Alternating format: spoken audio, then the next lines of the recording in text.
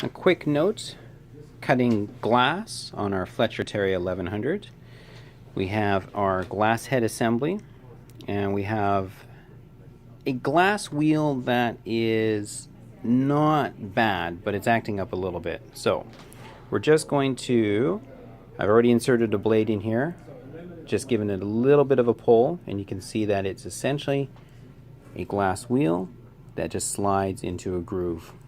So we're just going to pop a fresh one in there.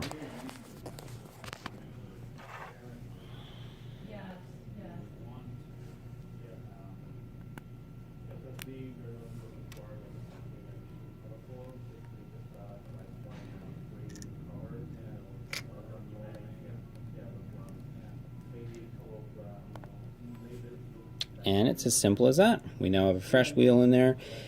Quite honestly, this glass wheel here has been in this cutter for a year or two. We do not cut a great deal of glass on this, so it lasts a very long time in this instance. So from there, once that's in there, we will, once again, from the back side you can see there's a hole that that pin will be going into. And on the back side of the cutter you can see the threads for the locking knob. That is pushed in and slide and tighten. And if you ever wish to cut really small glass, by all means, that could also be brought over to the far inner side here as well to cut really small glass if it ever was necessary. And there we are.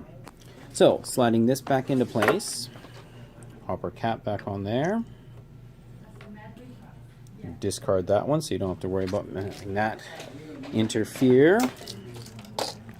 We'll get a fresh piece of an 11 by 14 glass, and we'll have a secondary piece of glass to have as an option for the customer for this 8 by 10 frame that is currently in the shop. And once again, out of habit, the glass is centered very close to the center point. We have actually 5 3/8 on this side. This side's almost 5 5/8, so it's actually just push it back a 16th. So there we go. Not necessary for cutting the glass because it is scrap, but a good habit to get into, so it just becomes secondary. Locking down the side thumb screw pinchers, and that feels too loose. I'm going to tighten it a little bit more.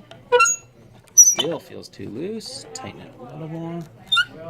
That felt better. Give my glass a little bit of oh no, glass shifted right out from the left side. Tighten that side only. Much better. Glass is snug, not moving whatsoever. Now this is a new glass wheel, so I'm going to slide this down. We're going to have a little bit of a contact, and we're going to see this point here raise a little. That gives you an indication that there is now pressure. Because it's a brand new wheel, I'm just going to slightly move this. I wouldn't be surprised if we already have it scoring. No sound whatsoever, so I'm going to move it a little bit further. Just a bit of a sound of it scoring, just to increase it a bit.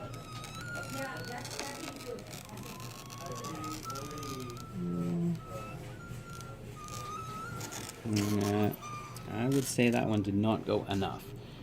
Now, this is a format you should not do, but I know that that glass is not going to score.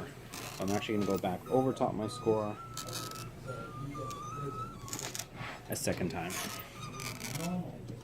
I highly suspect, though, from the sound of that, much like cutting glass by hand, you get used to knowing when you have a successful score. I'll pause there. So we have our second piece of glass. I've pushed from the back side with a gentle bit of almost a twisting effect on the glass to get the score to come all the way through. Once again, we have at the back a small weak point of pressure that must be occurring on our oval cutter, because we have once again a little bit of a point, which again on our last piece was not a problem, but it does mean that you need the glass pliers just to clean that off if your frame allowance doesn't allow it to stay. But once again, once that's done, a couple scores.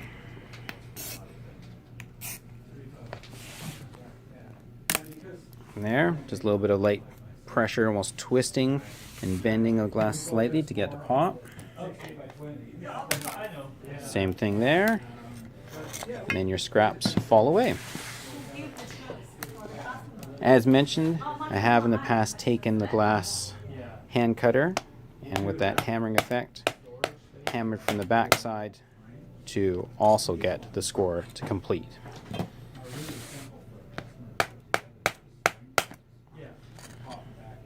So another way to do it as well.